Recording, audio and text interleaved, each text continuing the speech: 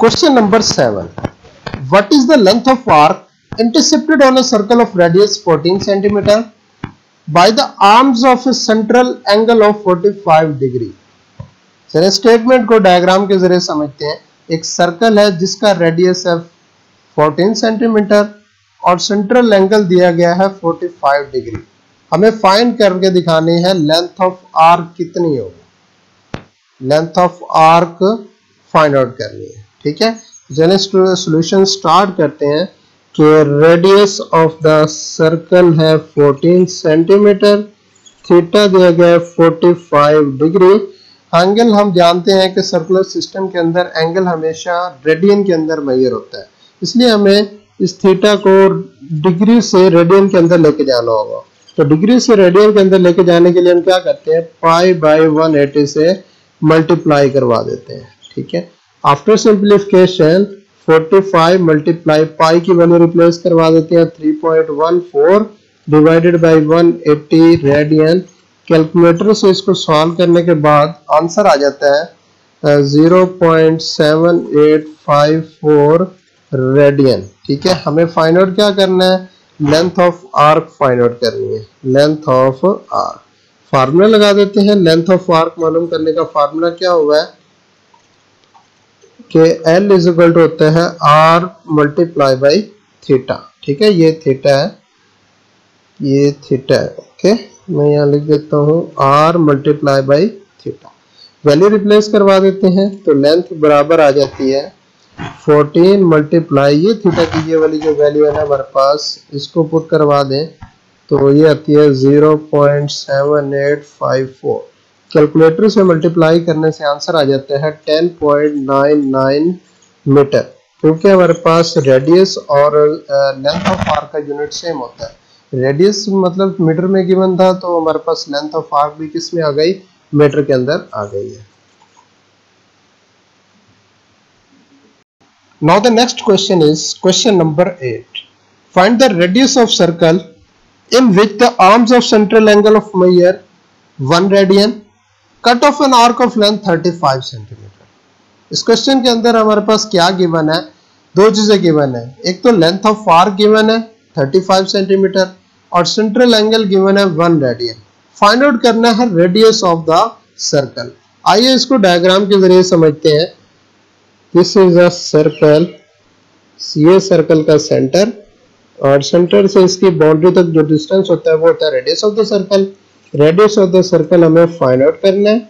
एक और radius draw कर लेते हैं। दो रेडियस के दरमियान में होता है एंगल और ये एंगल हमेशा रेडियन के अंदर होना चाहिए। हमारे पास गिवन है कि थीटा दिया गया है 1 रेडियन और ये वाली जो चीज है हमारे पास इस पॉइंट से लेकर इस पॉइंट तक, यहाँ से लेकर यहाँ तक, ये हमारे पास है लेंथ ऑफ आर्क और ये भी हमारे पास गिवन है 35 सेंटीमीटर। तो गिवन डाटा लिखते हैं, हमारे पास क्या क्या है, लेंथ ऑफ आर्क है 35 सेंटीमीटर, थीटा दिया गया है 1 रेडियन। फाइंड आउट करना है रेडियस ऑफ द सर्कल। तो फाइंड करने के लिए हम फार्मूला यूज कर लेते हैं कि वी नो दैट फार्मूला होता है L is equal to R multiply by theta. Length कितनी दी गई है 35, रेडियस हमें फाइंड आउट करना है, थीटा कितना दिया गया 1, तो R को 1 टाइम ज़रब करेंगे तो बन जाएगा R। तो this is equal to 35 centimetre. क्योंकि हमारी लेंथ ऑफ आर्क देखें किस चीज में गिवन थी, सेंटीमीटर में थी, इसलिए रेडियस ऑफ द सर्कल भी किस में आ जाएगा, सेंटीमीटर में आ जाएगा। तो यहाँ पे इस क्वेश्चन का सोल्यूशन एंड होगा। Question number 9. A railway train is running on a circular track of radius 500 meter at the rate of 30 km per hour. Through what angle will it turn in 10 second? Statement को तीन different colour के जरिए show किया गया है। सबसे पहले red colour है। रेड कलर में हमारे पास क्या गिवन है कि एक ट्रेन है जो कि एक सर्कुलर ट्रैक के ऊपर रन करती है और जिस सर्कुलर ट्रैक के ऊपर रन करती है उस सर्कल का रेडियस है 500 मीटर। स्टेटमेंट के अंदर पहली बात तो ये गिवन थी। अब एक और चीज भी गिवन है, at the rate of 30 kilometre per hour, यानी उस ट्रेन की जो स्पीड है उस सर्कुलर ट्रैक के ऊपर हरकत करने की जो स्पीड है वो है 30 किलोमीटर पर आवर। और तीसरी चीज क्या गिवन है ब्लैक कलर के अंदर, through what angle will it turn in 10 second, अगर वो ट्रेन 10 सेकंड तक सर्कुलर ट्रैक पर मूव करती है तो उस 10 सेकंड के दौरान में वो कितना एंगल टर्न करेगी। स्टेटमेंट को डायग्राम के जरिए भी शो किया गया। देखिए, दिस इज अ सर्कल, ये सर्कल का सेंटर पॉइंट है। सेंटर से इसके सर्कल फ्रेंच तक डिस्टेंस है रेडियस 500 मीटर। थीटा कैलकुलेट करना है, टाइम गिवन है 10 सेकेंड और ट्रेन की स्पीड गिवन है 30 किलोमीटर पर आवर। हम ये एक फर्जी डायग्राम है, बिल्कुल ये मतलब हम इसको ये नहीं कह सकते कि ये ओरिजिनल डायग्राम है। ट्रेन इस पोजीशन से स्टार्ट होती है, दिस इज ए पोजीशन और दिस इज बी पोजीशन। ये हमने कंसीडर कर लिया कि ट्रेन ए से स्टार्ट होती है और बी तक जाती है और उसको टाइम लगता है 10 सेकेंड। उस टाइम ट्रेन की स्पीड थी 30 किलोमीटर पर आवर और जिस सर्कल पर ये ट्रैक पर, जिस सर्कुलर ट्रैक पर ये मूव कर रही है ट्रेन, उसका रेडियस है 500 मीटर। तो हमें फाइंड करना है कि थीटा कितना होगा, ये थीटा कैलकुलेट करके दिखाना है। ठीक है, तो हम जानते हैं कि फार्मूला क्या होता है। हमारा जो बेसिक फार्मूला हमने जो पढ़ रखा है कि relation between radius and theta, इनके दरमियान में जो रिलेशन पढ़ रखा है वो क्या होता है। हमारे पास फार्मूला हमने पढ़ रखा है कि L इज इक्वल टू होता है R मल्टीप्लाई बाई थीटा। हमें फाइंड आउट क्या करना है, थीटा। तो यहाँ से थीटा को एलिमिनेट कर ले तो R इस साइड पर आकर डिवाइड हो जाएगा, तो L डिवाइडेड बाई R। ठीक है, हमें थीटा फाइंड करने के लिए दो चीजें चाहिए, एक तो लेंथ ऑफ आर्क चाहिए और एक रेडियस ऑफ द सर्कल चाहिए। अब ये जो रेडियस ऑफ सर्कल है ये तो हमने फाइंड आउट, हमारे पास गिवन है, ये देखिए 500 मीटर। अब हमें फाइंड करना है लेंथ। तो जब तक हम लेंथ फाइंड आउट नहीं कर लेते उस टाइम तक थीटा फाइंड आउट नहीं कर सकते। तो सबसे पहले हमें लेंथ फाइंड आउट करनी होगी। तो चलें स्टार्ट करते हैं सॉल्यूशन। गिवन दैट के हमारे पास है रेडियस है 500 मीटर, स्पीड दी गई है 30 किलोमीटर पर आवर। हम जानते हैं कि स्पीड का यूनिट जो बेस यूनिट होता है वो मीटर पर सेकंड होता है, इसलिए किलोमीटर को मीटर में चेंज कर लेंगे और आर को चेंज करेंगे सेकंड के अंदर। तो 30 को मल्टीप्लाई करवा दें 1000 से तो ये मीटर में चेंज हो जाएगा, डिवाइड कर दें 3600 पर तो ये चेंज हो जाता है सेकंड के अंदर। तो ये पूरी वैल्यू चेंज हो गई मीटर पर सेकंड के अंदर। आफ्टर सिंप्लीफिकेशन बाय कैलकुलेटर हम इसे यूज कर लें तो रिजल्ट आ जाता है 8.333 मीटर पर सेकंड। तो ये ट्रेन की स्पीड मीटर पर सेकंड में आ गई है। हमें फाइंड क्या करना है, हमें डिस्टेंस फाइंड करना है। यहाँ से ये जो L है हमारे पास वो फाइंड करना है कि ट्रेन इस सर्कुलर ट्रैक पर 10 सेकंड के दौरान में कितना मतलब के डिस्टेंस कवर करेगी। तो टाइम हमारे पास कितना है 10 सेकंड, डिस्टेंस हमें फाइंड करना है। तो डिस्टेंस फाइंड करने के लिए हमारे पास एक फार्मूला होता है, वी नो दैट कि S बराबर होता है V मल्टीप्लाई बाई टाइम। तो दोनों की वैल्यू रिप्लेस करवा देते हैं कि S बराबर है, वेलोसिटी अभी फाइंड की थी 8.33 और टाइम है 10 को मल्टीप्लाई करेंगे तो ये बनेगा 83.33 मीटर। तो डिस्टेंस जो मेजर होता है वो मीटर के अंदर मेजर होता है। अब हम जो है ना थीटा फाइंड आउट कर सकते हैं। तो नो अब हम थीटा फाइंड कर सकते हैं। तो थीटा का फार्मूला क्या होता है, arc length divided by radius of the circle. Arc length कितनी थी हमारे पास, आर्क लेंथ दिस इज मतलब कि ये जो S है ये आर्क लेंथ के तौर पर यूज होगा। ठीक है, तो यहाँ पर 83.33 आर्क लेंथ है और रेडियस ऑफ द सर्कल था 500।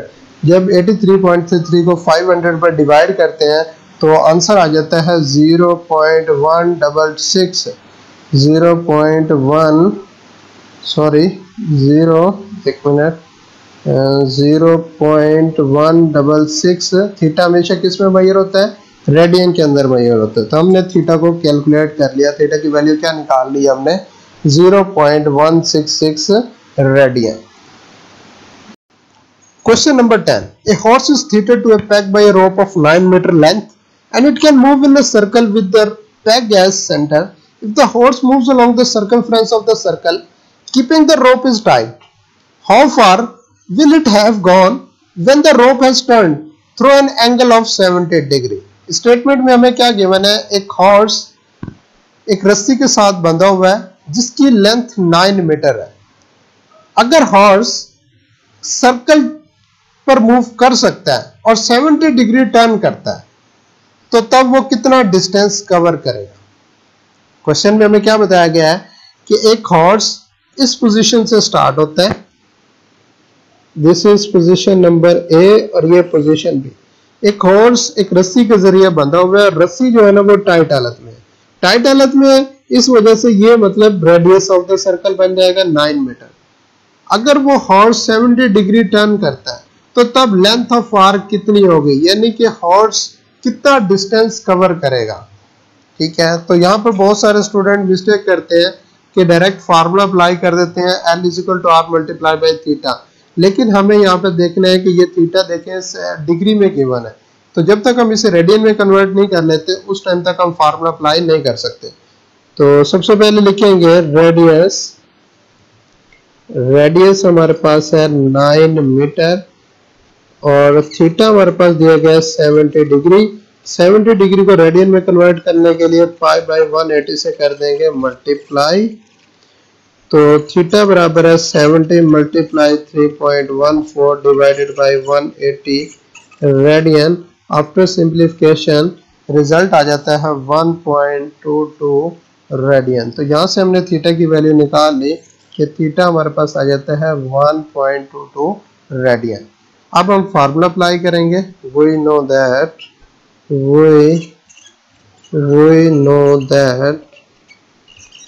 कि L is equal to R multiply by theta. Value put कर देंगे।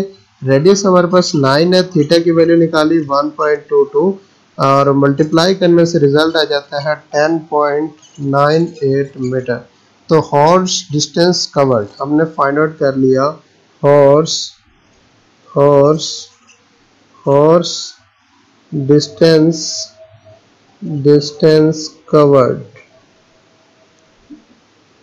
covered is 10.98 metre.